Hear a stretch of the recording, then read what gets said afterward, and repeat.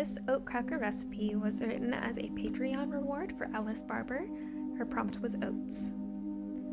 I started off by cubing some cold butter. You want to make sure it stays about a quarter inch in size approximately, and you want to put that immediately back in the fridge so it's nice and cold. Then I cut a butternut squash in half, scooped out the seeds. You can do that straight into a pot, and I used the squash for some soup. And then you'll want to bring that for a boil, and you'll boil it for 5 minutes. Next, you want to take half a cup of the oats and put them into a food processor and pulse/blend them until it's a nice coarse flour consistency. I did it for a lot longer than I show in the video.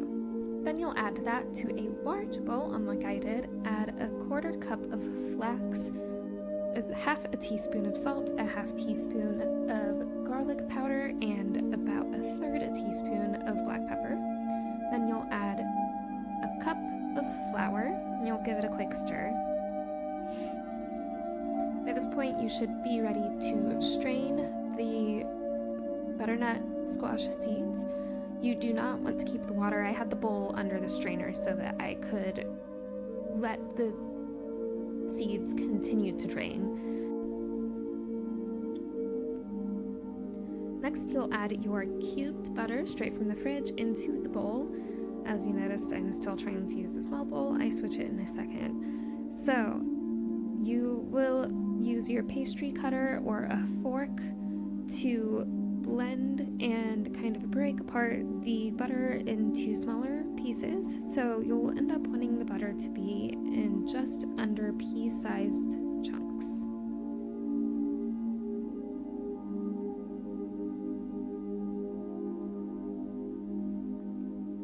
Once you're done, give it a quick stir just to make sure that there aren't any large chunks that you've missed. And then you'll start adding cold water, about a tablespoon at a time.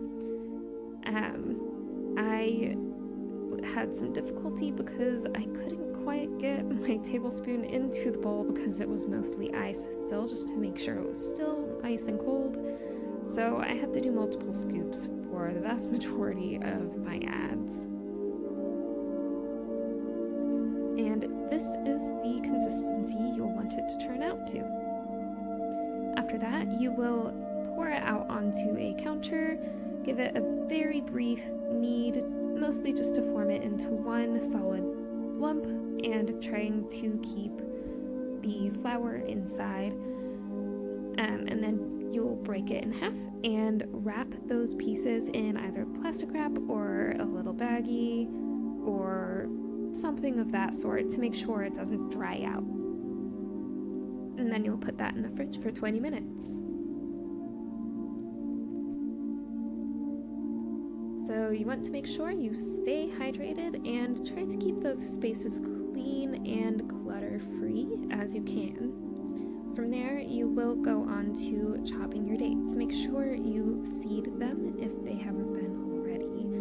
And then you'll want to keep them separated as the dates are incredibly sticky, so if you chop them and then you let the pieces touch each other, it will take you much longer to spread them onto the crackers towards the end.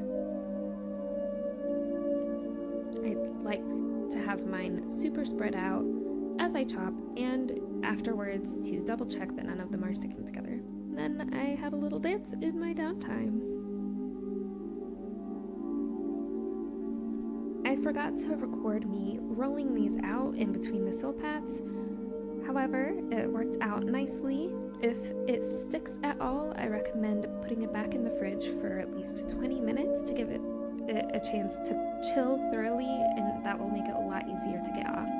From there, you spread out your dates and then your butternut squash seeds that have been boiled, your sesame seeds, and then you top it with just a little bit of cumin, and then you start spreading those oat seeds, remembering to keep half of each of those toppings for the second batch of dough. Then lightly roll the toppings into the dough.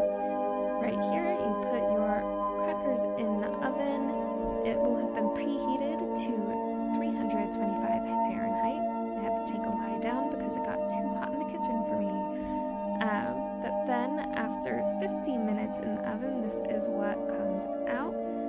It is a bit hot with how I'm doing it. I didn't let it fully cool. Letting it fully cool will not just help not burn yourself, but also it will help the texture and a little bit the taste, so I highly recommend waiting. But this was part of our dinner and I was very impatient for it. But this turned out to be one of the best recipes I have ever written, and in addition to that, just one of the best ones I've ever baked, so I was really pleased with that, and it has received high praise from my spouse and my in-laws.